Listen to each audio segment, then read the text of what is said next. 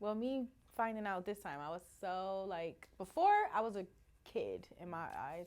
So I was like excited, oh, we want to have a baby. And then I got sick. So I didn't really have an opportunity to fully like understand what was happening.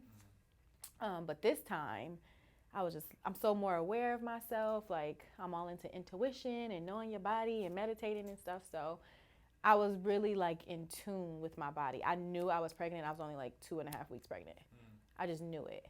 So I was so excited. I was excited, but I was just like, okay. It was just like, we didn't plan for the baby, but it was just like, okay, we're married, so okay, cool, whatever, we rolling with it. Um, it was an excitement that was just like not knowing what's next, but being totally okay with it. Like, okay, we're gonna have to move, whatever. Like everything, our entire lives would change, and it was 11 years later. So I'm just like, oh my gosh, like I'm about to go on a roller coaster ride. What type of mom am I gonna be now? Like all the things were like turning in my brain. Like everything that I learned and didn't do with Nyla, I'm gonna do with this baby. So I was so excited. My husband was very excited. He wants a boy so bad. So he was just like, all right, there we go. I put all that energy in there. So he was excited about that. And I made my first doctor's appointment. My first doctor's appointment was supposed to be today, actually. Hmm. Don't make me cry. It was supposed to be today. And I was just so in tune with my body. I was doing like meditations, pregnancy meditations. Thank you. And understanding like at week 1 what was happening, at week 2 what was happening, like knowing the fullness of life that was just happening inside of my body. When I was when I got pregnant with Nyla, I didn't understand the importance of like being the temple for a human. But this time I'm just like, oh my gosh, like God chose me to have a baby and for me to be the house of this baby, and lungs are developing inside my body, like, and I was just so aware of what was going on around me, like the energies that were happening around me, what I was talking about, what I was watching on TV. I became like super protective of myself, and I was just really excited. But then it was a lot of remember how I said with Nyla, there was no doubt in my mind. This time, it felt like it was like an attack on my mind, like doubt. I went and bought a blanket. I just had this urge to just go buy the baby's blanket because I was so excited. I was like, I'm going to buy the first thing for the baby. The baby's not here, but it's this blanket that just says, I love you all over it. And when I bought the blanket, a thought had came into my mind like, you're not going to even see that baby. And I would be fighting those thoughts. So I'm like, okay, it's just nothing but the attack of the enemy trying to distract me from this beautiful gift that God has given me. And I'm familiar with the attacks of our minds that the enemy tries to put on us. And I was like, okay, well, I'm equipped for it. So that means I just got to get into my word more and start to listen to affirmations in the morning. So I just was super aware of things that I had to do to combat those thoughts and fully embracing like the new life and the new change that was happening in my life.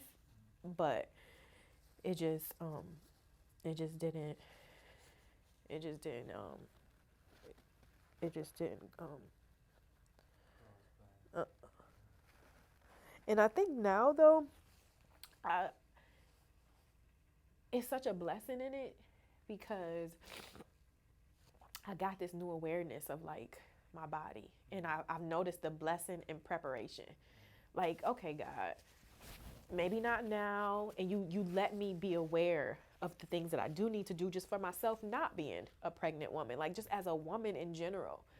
These are the things that you should be doing for yourself. Because once the baby came, the thought of the baby came, that I knew I was pregnant, I was like, okay, I'm switching everything. Like as women, when we just kick into full mode when it's time for baby time. But God had let me know, He was just like, do that for yourself as a woman. Even if you don't have a baby in your stomach, you still have the ability to birth and bring life. That's your purpose as a woman. So treat yourself like that, whether it's a baby in there or not. Prepare for the baby. And He gave me a gift of feeling emotions that I've never been able to tap into before. I was like crying out, like after this last book that I wrote those poems years ago, and I couldn't get nothing out again. Excuse me. Going through this miscarriage, I just went deeper into myself and put out so many awarenesses of myself and just for us as women that has been helping me heal, and I know for sure will help other people heal.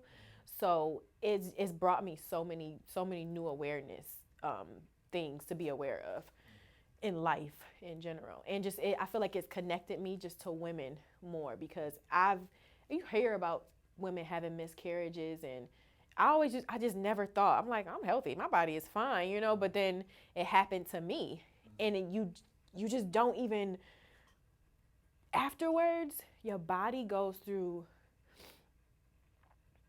you can't even explain it, you know, you can't even, like, the way your brain feels, the way your body feels, how tired you are. Sometimes you just be staring at yourself crying.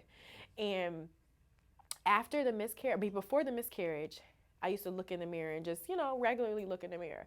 Once I went through the miscarriage and I was going through it, I was looking at myself in the mirror, and I just started to appreciate my body so much more. So I'm like, you've been through some stuff, girl. Like, you've experienced some stuff, and you was carrying this baby, and then now you're in transition of this baby passing through you, this energy life source. Even though it wasn't a full human being yet, soon as it was a baby attached to you, it was a human life force. So you're experiencing that, and I just looked at my body totally different. I just had so much more appreciation for the strength of my body, and I'm still excited to be a mom again. More excited, I think, now. So got me in here crying. Okay, you gotta let it out. You gotta let it out. But Beyonce said this thing one time. She was like, I give myself a day or two or a weekend to cry, and then after that, I'm back to being Beyonce. So I had told my husband, I was just like, I'm gonna cry today, I'm gonna cry tomorrow, but Monday, I'm gonna be back. And then that was last week. And then he was like, and even if you're not, that's okay too. I'm like, okay. So then the Monday came, and I just couldn't get adjustment with my body. I felt like I didn't recognize, I didn't know what was going on with myself. Like it was just so unfamiliar. I was learning myself all over again. And that's when I started to dig even deeper and like, okay, figure out what's going on with yourself mentally. Figure out where your heart posture is. Like, know all these things about you. Be fully aware of yourself. And I lost my train of thought. What was I saying? Be fully aware of yourself. Mm-hmm. But before that. Focus on your body posture. Mm-hmm. You were just speaking to, you know, the fact that you were kind of seeing yourself as a new woman. Yeah, as a new woman. Just kind of. And then trying to get back. Okay, yeah, trying to get back to myself. And then last week I kind of moved around in it. But this week I feel like I'm better. So when you say back to yourself, what do you mean by that? I'm always like moving. Mm-hmm. I'm admitting now, I'm like an A-type personality. So Not much about the A, B, and C personality. I'm very like efficient, organized, like clean. If things aren't like clean, it like stresses me out. Mm-hmm. My husband is helping me work on like allowing things just go and be how they supposed to be. Yeah. But I'm in the journey right now. I haven't graduated. Mm-hmm. I'm still in it.